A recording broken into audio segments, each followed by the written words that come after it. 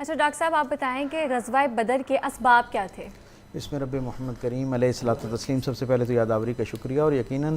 رمضان المبارک کی 17 تاریخ اس نسبت سے ایک ہمیشہ کے لیے اسلامی تاریخ کے اندر ایک چمکتا ہوا جو ہے وہ دن ہے کہ اس دن اللہ رب العزت نے اس دن کی اہمیت کے پیش نظر اسے یوم الفرقان قرار دیا، یعنی حق اور باطل کے درمیان ایک واضح امتیاز پیدا کرنے والا دن۔ اور اس کے جب پس منظر میں ہم جاتے ہیں تو ہمیں علم ہوتا ہے کہ جس دن سرکار ختمی مرتبہ صلی اللہ علیہ وسلم نے اعلاء کلمۃ الحق کا آغاز کیا، اس دن سے لے کر 13 برس تک مکہ کی جو پوری زندگی ہے اس میں مختلف انداز میں مشرکین مکہ کی طرف سے، کفار کی طرف سے ہر طرح کی جو اذیت ہے وہ سرکار دو عالم صلی اللہ علیہ وسلم اور آپ کے رفقاء کو جو ہے وہ دی گئی، لیکن اللہ رب العزت کی مصلحت یہ تھی کہ اس کا اس طرح جواب نہ دیا جائے، اور سرکار دو عالم صلی اللہ علیہ وسلم اپنے خود بھی صبر فرماتے رہے اور اپنے اصحاب کو بھی صبر کی تلقین کرتے رہے، حتیٰ کہ پھر ایک مرحلہ ایسا آیا کہ سرکار دو عالم صلی اللہ علیہ وسلم کو اللہ کے اذن کے ساتھ جو ہے ہجرت کرنا پڑی اور آپ مدینہ تشریف لے آئے، اس سبب سے کہ تاکہ یہ جو حرم مکہ ہے اس کا تقدس پامال نہ ہو اور یہاں خون نہ گرے۔ لیکن معاملہ یہ ہوا کہ جب سرکار دو عالم مدینہ تشریف لائے اور اہل مدینہ نے جس باوقار انداز سے رسول رحمت کا خیر مقدم کیا، حضور کو اپنا سربراہ منتخب کر لیا، اور گویا سارے قبائل جو ہیں جن کے درمیان کئی نسلوں سے اختلافات اور جنگیں چل رہی تھیں وہ حضور کی آمد کی برکت سے اکٹھے ہو گئے، ان کے دل شیر و شکر ہو گئے، اور گویا کسی درجے پہ حضور کی جو تعلیم اور تبلیغ کا معاملہ تھا وہ پرسکون ماحول میں چلنا شروع ہوا۔ انٹرنل چیلنجز تو تھے لیکن ایکسٹرنل چیلنج اس طرح کا موجود نہیں تھا۔ یہ اس کی خبر جب اہل مکہ کو پہنچی اور انہیں پتہ چلا کہ جس شخصیت کو ہم نے رات کے آخری پہر میں یہاں سے جانے پر مجبور کر دیا تھا ان کو تو اللہ تعالیٰ نے ایسی آسانی عطا کر دی ہے، تو اب ان کے دل میں یہ سارے حالات سن کر ایک عجیب طرح کا طیش پیدا ہو رہا تھا، اور وہ چاہتے تھے کہ رسول اللہ صلی اللہ علیہ وسلم کو وہاں جا کر جو ہے وہ اذیت دی جائے اور انہیں گویا جو ہے وہ ان کے کام، ان کے نظام اور ان کی شخصیت کو ختم کر دیا جائے معاذ اللہ۔ اسی کے سلسلے میں بہت ساری جو ہے وہ تگ و دو ہوتی رہی، حکمت عملی مرتب ہوتی رہی، اور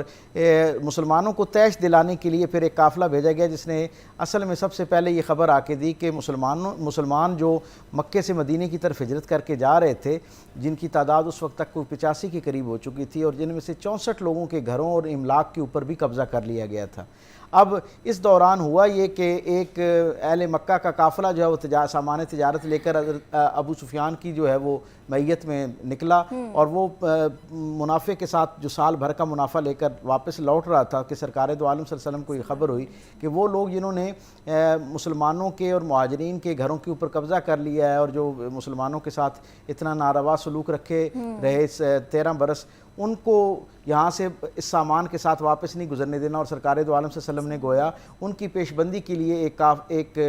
قافلہ مرتب کیا کہ تاکہ ان کا راستہ روکا جائے۔ انہیں پہلے سے خبر ہوگی اور انہوں نے وہ راستہ جو ہے اسے چھوڑ کر ذرا مدینے سے فاصلے پر سے ایک فاصلہ لیتے ہوئے جو ہے وہ مکے کی طرف روانہ ہو گئے، اور خبر دے دی کہ مسلمان جو ہے وہ ہمارا راستہ روکنے والے ہیں اور تمہارا سامان جو ہے جو قافلہ ہے یہ لوٹنے والے ہیں۔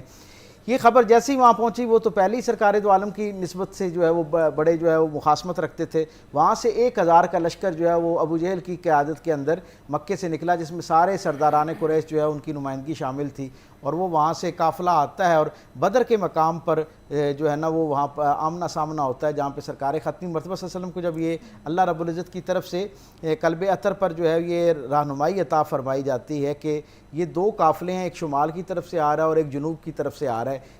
شمال والا جو ہے وہ اسباب لے کر وہ جو سامان والا قافلہ ہے اس کا روٹ ہے، اور جنوب والا جو ہے وہ جو مکہ سے 1000 کا لشکر آپ پر چڑھائی کے لیے آ رہا ہے، لیکن آپ نے فکر مند نہیں ہونا، آپ کا رب آپ کے ساتھ ہے، اور اللہ آپ کو بشارت دیتا ہے کہ ان دونوں میں سے کسی ایک پر جو جس سے آپ کا سامنا ہونا ہے اللہ تعالیٰ اس میں آپ کو فتح عطا فرما دے گا۔ اب سرکار دو عالم صلی اللہ علیہ وسلم نے اپنے اصحاب کو اکٹھا کیا اور مشاورت کے لیے پوچھا، تو حضرت ابوبکر صدیق سے پوچھا، حضرت عمر فاروق سے پوچھا، مہاجرین جتنے تھے سب نے بڑا والہانہ انداز میں جو ہے وہ حمایت کی کہ ہم ان کا راستہ روکنے کے لیے، ان سے لڑائی کرنے کے لیے، اپنے دفاع کی خاطر جو ہے وہ باہر نکلیں گے اور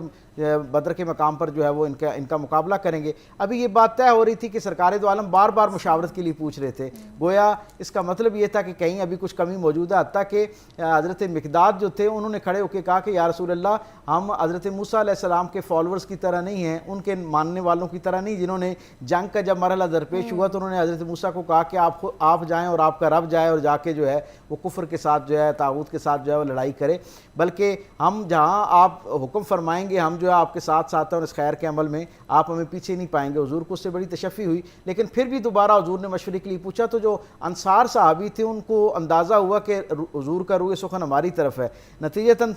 سرکار دو عالم صلی اللہ علیہ وسلم کی اس بات کو اور اس ارادے کو بانپتے ہوئے انصار کی نمائندگی کرتے ہوئے حضرت سعد بن عبادہ رضی اللہ تعالیٰ عنہ وہ کھڑے ہوئے اور انہوں نے کہا یا رسول اللہ، اگر آپ سمندر کے اندر اگر آپ کا روح سخن ہماری طرف ہے تو آپ کو یہ ہماری طرف سے یعنی گویا ایک ٹھنڈی ہوا پہنچے، خوشخبری پہنچے کہ ہم اگر آپ سمندر کے اندر اپنے گھوڑے کو اتاریں گے تو ہم بھی آپ کے پیچھے اتر جائیں گے۔ گویا یعنی آپ جس حد تک بھی اللہ کے اس دین کو پھیلانے کے لیے یہ جو حکمت عملی اختیار کریں گے، ہم ایک قدم آگے بڑھتے ہوئے آپ کی معیت میں آپ کے ساتھ موجود ہوں گے۔ اس سے حضور نے پھر یہ فیصلہ طے کیا کہ اب ہمیں یہاں سے جو ہے باہر نکلنا، اور مدینے کے امن کو محفوظ کرتے ہوئے، یہاں کی آبادی کو محفوظ کرتے ہوئے ہمیں ایک قدم چند قدم باہر نکل کے مدینے کی دفاع کے لیے جو ہے وہ سفارا ہونا چاہیے۔